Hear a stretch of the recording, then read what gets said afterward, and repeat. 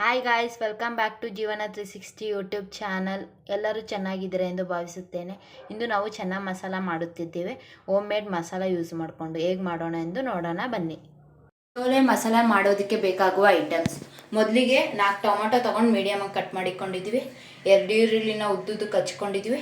ನೆನೆಸಿರೋ ಚೋಲೆಗೆ ಚಕ್ಕೆ, ಲವಂಗ, ಏಲಕ್ಕಿ, ಉಪ್ಪು ಹಾಕಿ 5 ವಿಸಿಲ್ ಕೂಗಿಸ್ಕೊಂಡಿದ್ದೀವಿ. ನಾವು ಮಸಾಲ ಬಳಸಲ್ಲ, ಇದಾಕಿನೇ ಇದು ಮಾಡ್ತೀವಿ. ಮತ್ತು ಎಣ್ಣೆ, ಶುಂಠಿ ಬೆಳ್ಳುಳ್ಳಿ ಪೇಸ್ಟ್, ಅರಿಶಿನ, ಉಪ್ಪು, ಕೊತ್ತಂಬರಿ, ಚಿಲ್ಲಿ ಪೌಡರ್, ಧನಿಯಾ ಪೌಡರ್, ಗರಂ ಮಸಾಲ. ಈಗ ಮಾಡೋಣ ಬನ್ನಿ.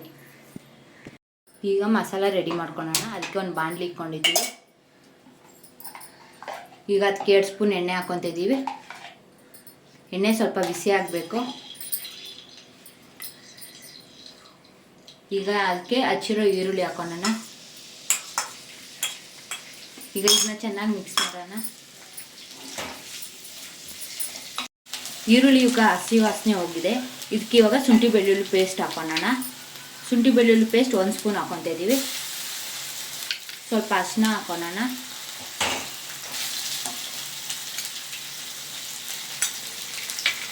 ಗರಂ ಮಸಾಲ ಒಂದು ಸ್ವಲ್ಪ ಹಾಕೊತಾ ಇದ್ದೀವಿ, ಒಂದು ಅರ್ಧ.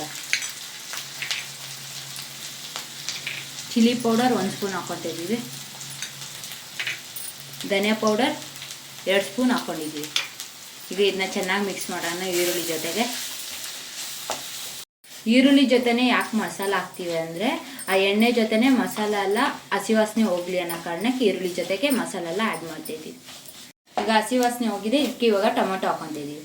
ಟೊಮೆಟೊ 4 ತೊಗೊಂಡಿದ್ದೀವಿ, ಮೀಡಿಯಮ್ ಸೈಜ್. ಈಗ ಇದನ್ನ ಚೆನ್ನಾಗಿ ಮಿಕ್ಸ್ ಮಾಡೋಣ ಮಸಾಲ ಜೊತೆಗೆ. ಮಸಾಲ ಎಲ್ಲ ಈ ಥರ ಎಣ್ಣೆ ಬಿಡಬೇಕು, ಚೆನ್ನಾಗಿ ಫ್ರೈ ಮಾಡ್ಕೋಬೇಕು. ಈ ಥರ ಟೊಮೆಟೊ ಸ್ಮ್ಯಾಶ್ ಆಗಬೇಕು. ಈಗ ಮಸಾಲ ರೆಡಿ ಮಾಡ್ಕೊಳ್ಳೋಣ. ಇದಕ್ಕೆ ಇವಾಗ ಬೇಯಿಸ್ಕೊಂಡಿರೋ ಚೆನ್ನಾಗಿ ಮಸಾಲ ಹಾಕ್ಕೊತಿದ್ದೀವಿ. ಇದು ಮಸಾಲ ಸ್ವಲ್ಪ ಗಟ್ಟಿ ಬರೋಕ್ಕೋಸ್ಕರ ಹಾಕ್ಕೊತಿದ್ದೀವಿ. ಈಗ ರೆಡಿಯಾಗಿರೋ ಮಸಾಲಾನು ಇದ್ರ ಜೊತೆನೆ ಹಾಕ್ಕೊತಿದ್ದೀವಿ.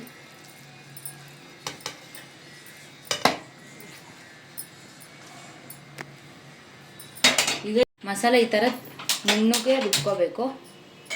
ಬೇಯಿಸ್ಕೊಂಡಿದ್ದೀವಲ್ಲ, ಇವಾಗ ಅದೇ ಕುಕ್ಕರ್ಗೆ ಆಲೂಗೆಡ್ಡೆ ಹಾಕ್ತಿದ್ದೀವಿ. ಇದು ಚೆನ್ನಾಗಿ ಮಸಾಲ ಗಟ್ಟಿ ಬರೋಕ್ಕೋಸ್ಕರ ಹಾಕ್ಕೊತಿದ್ದೀವಿ. ಹಂಗೆ ಇವಾಗ ರುಬ್ಬಿರೋ ಮಸಾಲ ಹಾಕೋಣ.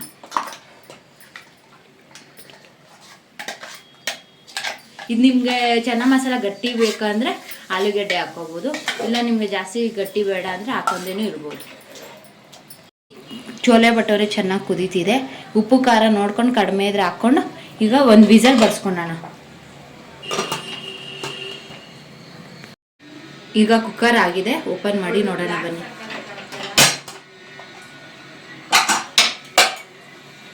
ಈಗ ಗ್ಯಾಸ್ ಆನ್ ಮಾಡ್ಕೊತಿದ್ದೀವಿ.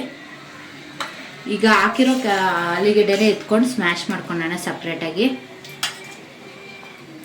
ಆಲೂಗೆಡ್ಡೆನೇ ಈ ಥರ ಸ್ಮ್ಯಾಶ್ ಮಾಡ್ಕೊಂಡಿದ್ದೀವಿ. ಇವಾಗ ಹಾಕೊಳ್ಳೋಣ.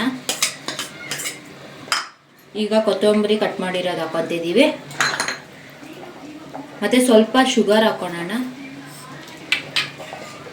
ಖಾರ ಬ್ಯಾಲೆನ್ಸ್ ಆಗುತ್ತೆ. ಈಗ ಚೆನ್ನಾಗಿ ಮಸಾಲ